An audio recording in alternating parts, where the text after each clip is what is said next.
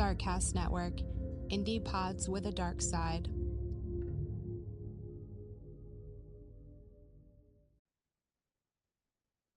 Hi, this is Kelly. You're listening to ODFM. This episode is One Denney from Murder.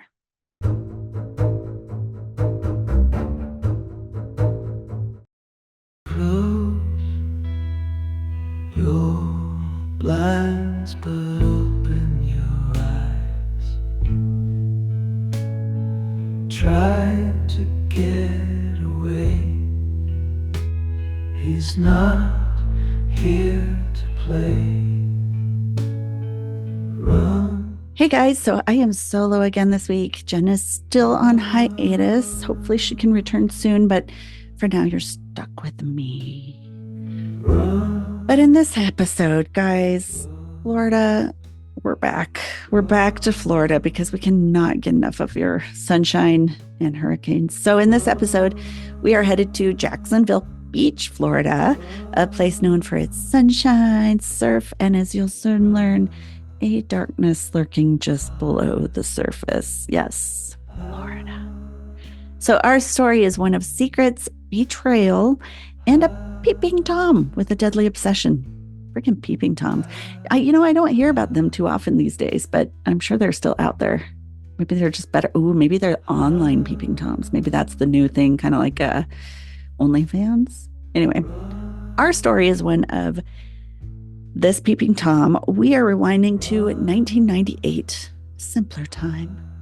The days after Thanksgiving were meant for leftover turkey sandwiches and Black Friday shopping marathons, not police tape and murder investigations. But for 25-year-old Corey Parker, things took a dark, irreversible turn.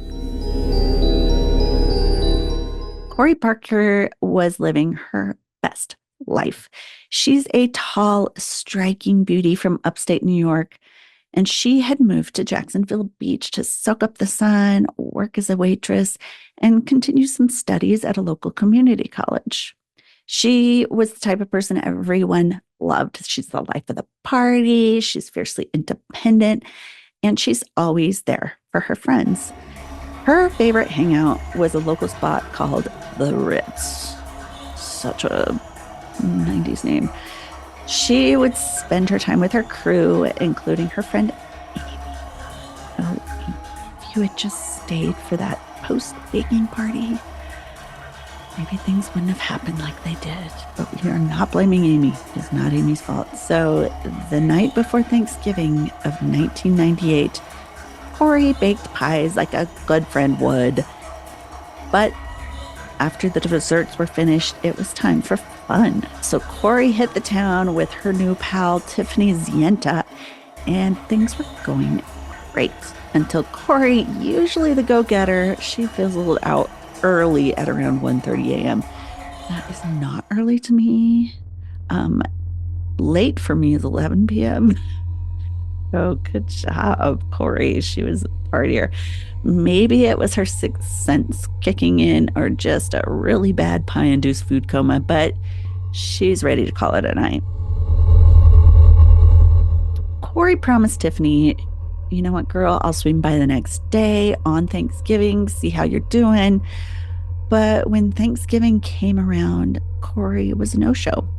And no one, least of all Tiffany, thought too much of it. You know, the classic, she's probably sleeping off the intense pie baking marathon from the day before type of situation, or hey, she kicked in too many tequilas the night before. But Tiffany was bummed. She really wanted to hang out with Corey more. And it was weird for Corey not to at least call to say she was going to make it. But Corey wasn't sleeping off anything. She was lying dead in her apartment, brutally murdered. She had been stabbed over 100 times. I repeat, over 100 times. Yes, folks, it was the kind of overkill that makes even the toughest homicide detective wince. You see, when Corey didn't show up for her shift at Ragtime Tavern the next day, concern began to brew. So her manager sent a coworker to check on her. But what he found instead was, well, let's just say it wasn't a pie cooling on the windowsill.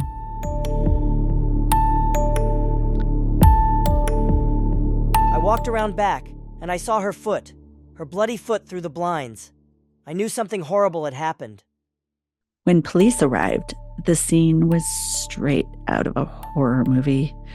Corey's lifeless body was scrunched up in the corner of her bedroom, legs spread, completely naked and drenched in blood. To make it worse, the killer had spent quality time with her body, leaving behind evidence of their twisted mind. Over half the stab wounds inflicted after she had already died. This was no ordinary murder. This was personal. There were finger marks on the windowsill, and it appeared that someone had put their hand there to lower himself out of the window after killing Corey. Ugh, the window. You see, Corey had expressed concern about her ground floor apartment. But like many of us, she probably thought, what's the worst that could happen? It's probably fine. I'm sure I'll be safe. Corey was right to feel uneasy about the location of her apartment. The beach was only 3 blocks away and drew crowds of people, many who could have easily seen Corey's apartment as they walked past. As a pretty young woman walking to her apartment alone,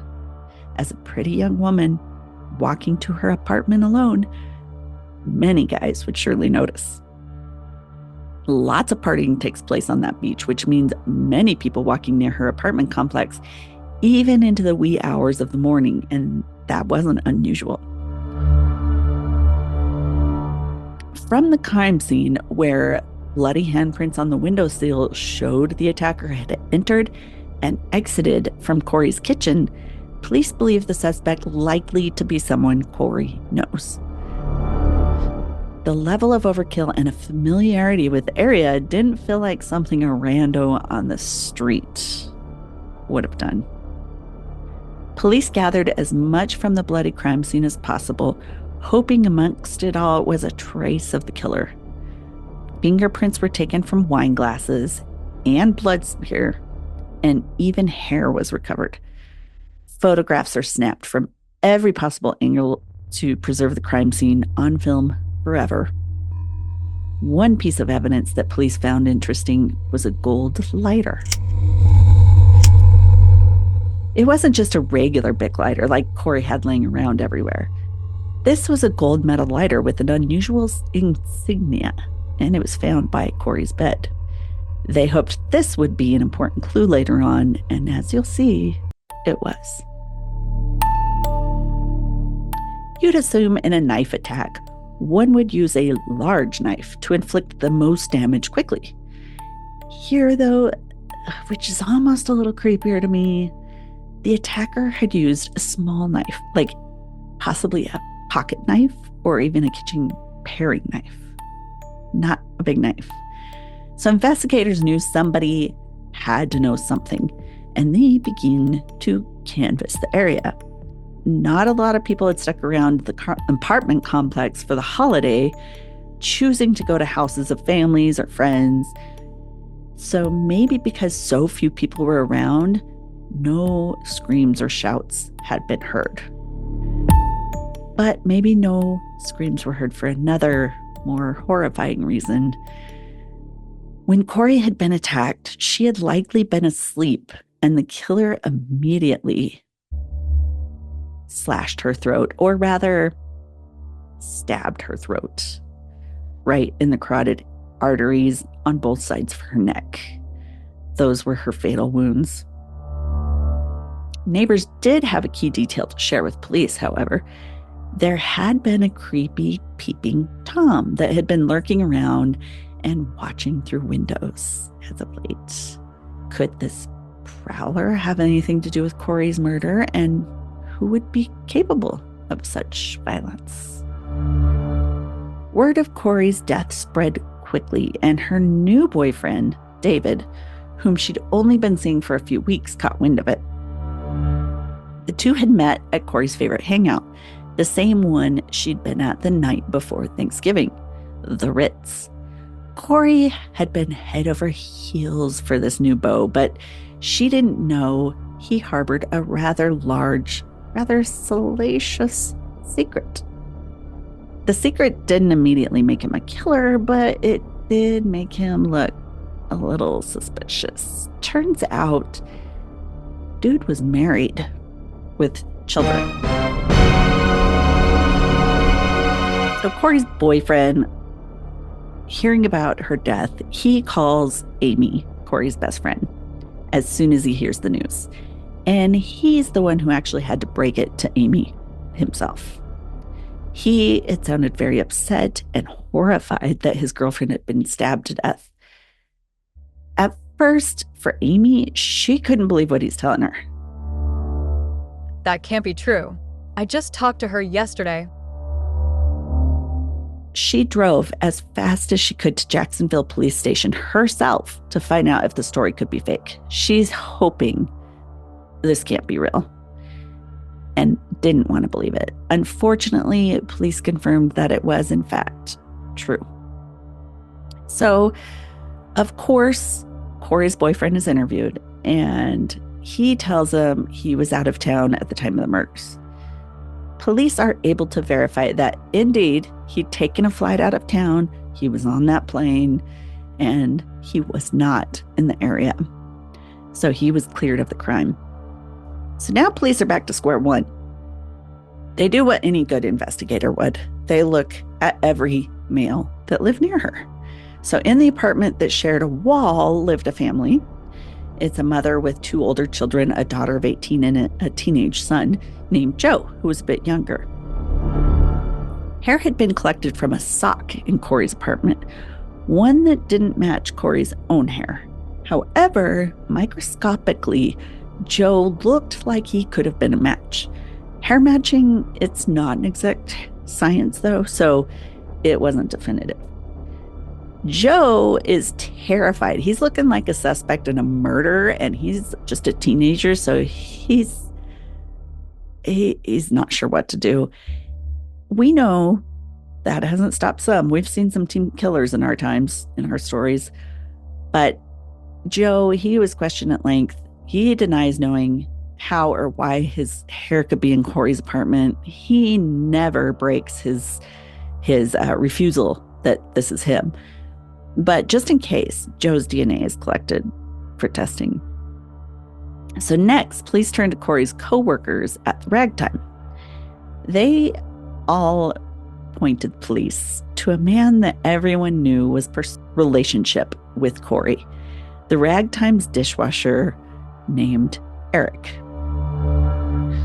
Eric was known to the staff as, generally creepy ass guy. So he'd been pestering Corey to have Thanksgiving dinner with him alone, but she had continually turned him down. However, he had made dinner anyway and tried calling to get her to come over to eat with him. Maybe he thought if he did all the work, he could guilt her in coming over. I don't know, but yikes. So this dude, he's brought in for questioning. And he admits straight away that he'd been obsessed with Corey. He also admitting to having violent thoughts, like taking women and raping them.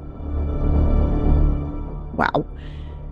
In their way of questioning, cops sometimes use a strategy of asking, if you were to have killed so-and-so, how would you have done it? So they tried this on Eric, asking how he would have gone about killing Corey if he had done it.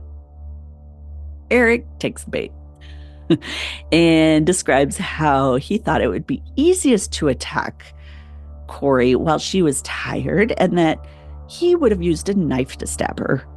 Well, Eric, this is exactly what happened to Corey. I thought about, taking her to bed. I even fantasized about being the guy that killed her, but I didn't. Thanks for that, Eric. We'll definitely sleep soundly tonight. Even with this odd statement in hand, police didn't have any evidence that Eric had been in her bedroom, and they had to let him go. But he wasn't scratched off the list quite yet. So by now, it had been a month since the murder, and no progress feels like it's been made for Corey's family.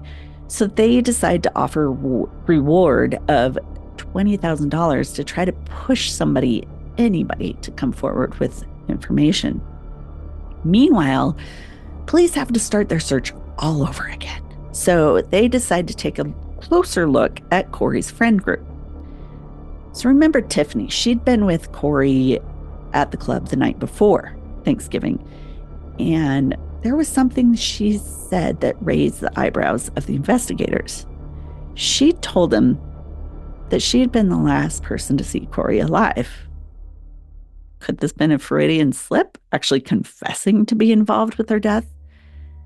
You never know. Tiffany had told police that she had tried calling Corey after she had gotten home from partying that night to make sure that Corey had gotten home safely, but Corey hadn't picked up the phone. So cops go to check Corey's call records, and there is no log of Tiffany's number on the call log for that night. So this further raised detectives' suspicions. Also strange, friends of Tiffany's came to police to report that Tiffany had been describing the crime scene and stab wounds to them. These were details that hadn't been made public. And friends also said that Tiffany seemed borderline infatuated with Corey, a la single white female. By this point, it's been 5 months since the murder, and Tiffany has left the Jacksonville area. Cops track her down to New Orleans and try to question her further, but Tiffany decides to lawyer up and won't talk with them anymore. Probably smart, but it does make her look a little suspicious. To get her DNA, police are forced to get it through a search warrant. Tiffany swears in later interviews with journalists that she had made that call to check on her friend and that she wasn't infatuated with Corey. She's straight, and she was just really excited to hang out with a friend that she really connected with. Sounds to me like, Corey's this popular, beautiful person, and Tiffany just wants to be in her circle. As for the details of the crime scene that she knew, she actually had a really good excuse. One of her friends was one of the first responders that had come to the crime scene. So that friend had told her everything they had seen at the crime scene. However, it would take a full year for the DNA testing to be completed due to the newness of DNA testing. A strand of hair with the follicle still attached had been removed from Corey's underwear that wasn't hers. So this strand was the only piece of evidence that had come back with the clue that would absolutely point them to their suspect if they could find out who matched it. Tiffany was exonerated when the DNA came back as having come from a man.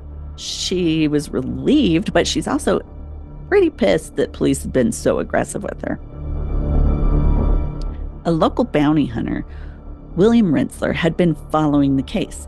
So one evening, he's out fishing on a dock with some friends, drinking beers, and the men start to talk about Casey's case.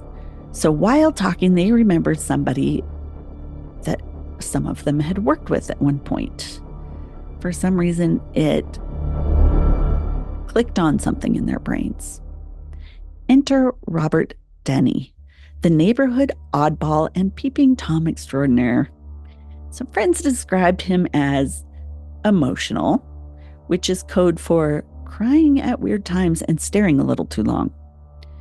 Denney lived just a few feet from Corey's apartment, and while most people were out getting Black Friday deals, Robert was stewing in a cocktail of obsessions and madness. Hey, remember that guy, Robert Denney? The one always watching women from his balcony? Yep, Denney was that guy, the one always lurking in the shadows, who might have been watching Corey from his balcony just about 5 feet away from Corey's kitchen window. Remember that kitchen window where somebody entered and exited? These men that are talking on the dock, they recalled that just a couple of weeks after the murder, Denney had acted jumpy and told them that he had to get back to Texas, that his child had just been killed. Wow, that's go back to Texas. Mind you, Robert Denney is just 17 years old at this point. What? Your child died? Okay. I mean, I suppose it could happen, but when you use a better excuse, or a different excuse, like my mom is sick, I need to go help her. If you're lying, that is. Oh, and another thing, that story about his dead child, yeah, totally false. So the bounty hunter and friends approached the police with their theory that Denney might be involved. So when other coworkers are questioned about Denney, they tell investigators that Denney had been telling them about how he liked watching a neighbor woman from his balcony when she wasn't aware. Digging for more info, police then go to find his sister, who lived in the Jacksonville area. She had some odd details to offer about her brother. She had referred to him growing up as the night creeper. Say what now? So she had called him that because he'd creep around the house at night, and even more strange was that one night she'd woken up to him standing in her room staring at her. So she told them now he was in Easton, Maryland, where he'd moved in with a woman he'd met online. Police needed one thing from Denney that would answer so many questions for them. It was his DNA. So investigators traveled to Maryland armed with a false narrative to get their suspect to come in for questioning. They tell him that there'd been an assault in the area and we just want to ask you some questions. So Denney knows, I haven't done an assault in the Easton area. So he's like, sure, I'll come in. Of course. The cops' big plan was to collect Denney's DNA without him knowing. So they offer him a cigarette, which he smokes while speaking to them, but instead of dropping it in the ashtray in front of him, after finishing it, he tucks it behind his ear. So foiled with that plan, police try another tact. They offer him a bottle of water. Denney takes it, but never drinks from it.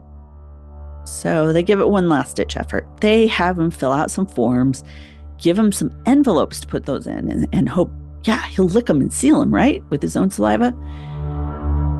Denney fills out the forms, he puts them in the envelopes and hands them to the officers, telling them that they can seal it themselves, then leaves. So, not to be outdone, police aren't ready to give up yet. They stake out Denney's work, which is a computer store. So when he would come out for a cigarette break, cops are sure they're finally about to get a win. However, after he's done with his smoke, Denney tucks the butt behind his ear, just like he'd done before at the cop shop. He continues this all day, and detectives are beginning to lose hope. This guy is just too careful. But then Denney does something that shocks them. On the second day of their surveillance, Denney spits on the ground during one of his breaks. Cops cannot believe it. They quickly run and gather the evidence and rush to have it tested. And their persistence paid off big time. His DNA matched blood and DNA found at the crime scene. Bingo. But here's where it gets deeply interesting. Denney wasn't just some random perv. Oh no. His older brother, Patrick Denney, had already set the family standard for psychopathy by stabbing a woman in Texas 96 times when he was just 15 back in 1990. At that age, Patrick Denney had been a paperboy, and his victim, 27-year-old Teresa Latimer, was one of his customers. He had quit his paper route about 2 weeks before the attack. His intent was to break into her home and rape her. This is a 15-year-old.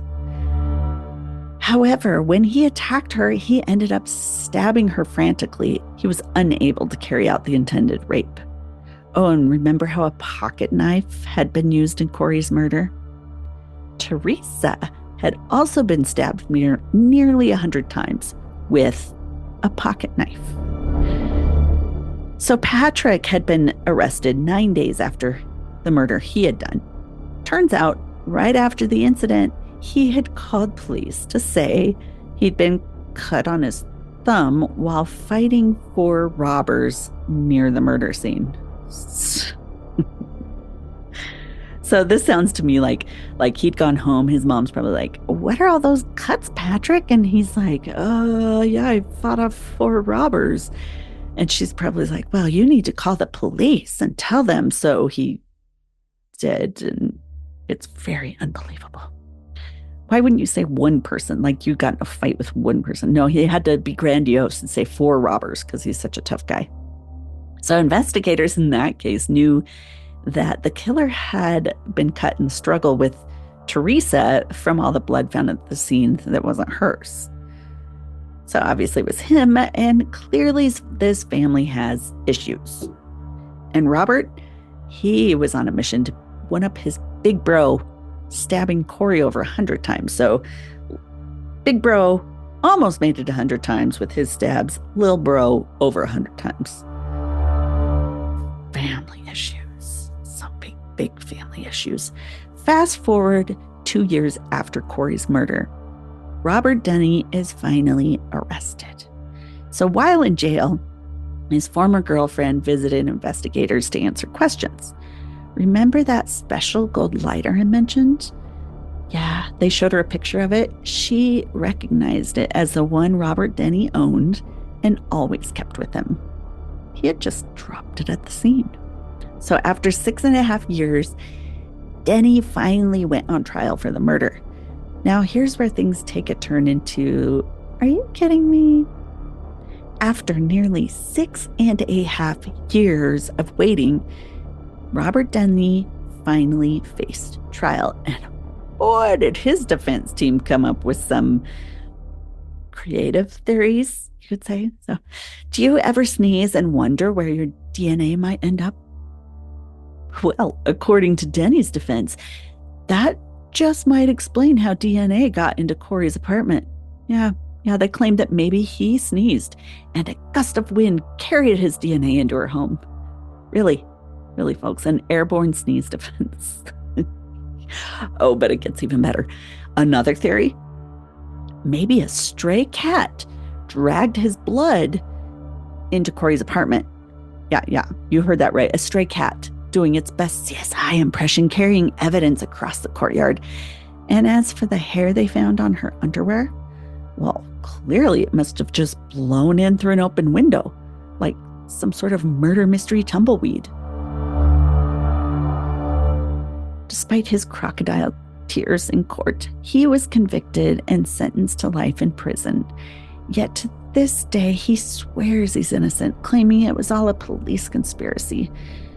Maybe he was just the boy next door, but if that's true, I'd definitely check the windows. If not for those coworkers talking with one another about his odd behavior, the ones with the bounty hunter, he may have never been caught. The 4 men who gave this tip got $5,000 each of the $20,000 that had been offered by the family. And that's the tale of Corey Parker and the Peeping Tom killer. A cautionary reminder to trust your instincts, lock your windows, and for heaven's sake, close your blinds. Just stay safe, stay vigilant, and maybe keep a list of all that office gossip, just in case. Some voices used were from real clip interviews gathered from shows on the subject. Others were generated and not direct quotes or voices of the actual people spoken about in this episode.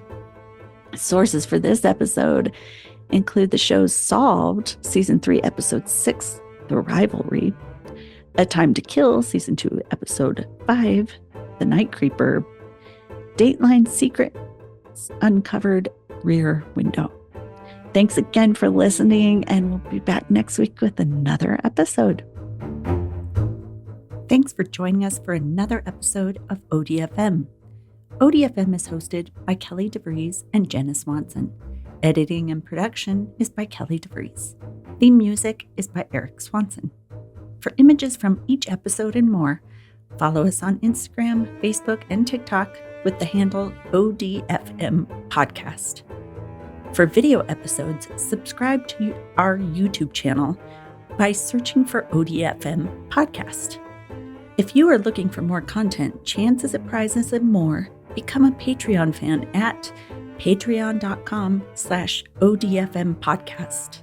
Subscribing to our Patreon is a great way to help us get better equipment, and our big goal is to hire an editor someday, so your contribution could really make a difference. If you can't give monthly, there are other ways you can help. Share us with your true crime friends. Word of mouth goes a long way.